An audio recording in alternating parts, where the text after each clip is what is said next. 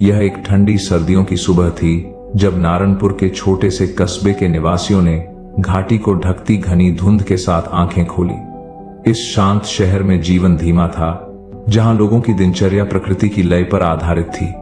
लेकिन उन धुंध से ढके पहाड़ों और खामोश गलियों के बीच एक लड़का रहता था, जो एक दिन दुनिया को यह याद दिलाएगा कि इंसान के मन में कितनी शक्ति छुपी होती है। आर्यन एक साधारण परिवार में जन्मा था। उसके पिता मोहन एक दर्जी थे जो लंबी देर तक अपनी मंद रोशनी वाली दुकान में काम करते थे।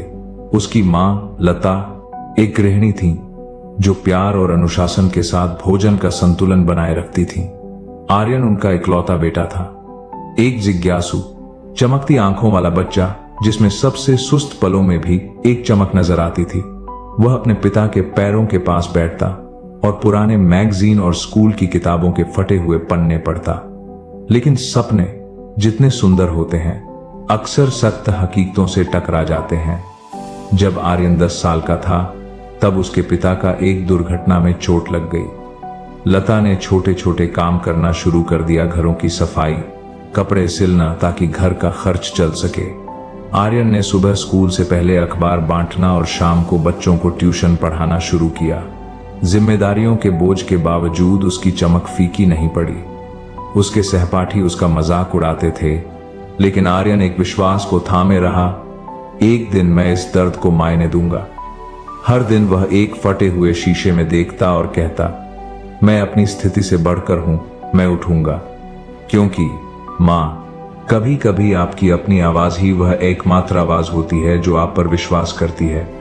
वह अब्दुल कलाम, हेलेन केलर और नेल्सन मंडेला के बारे में पढ़ता।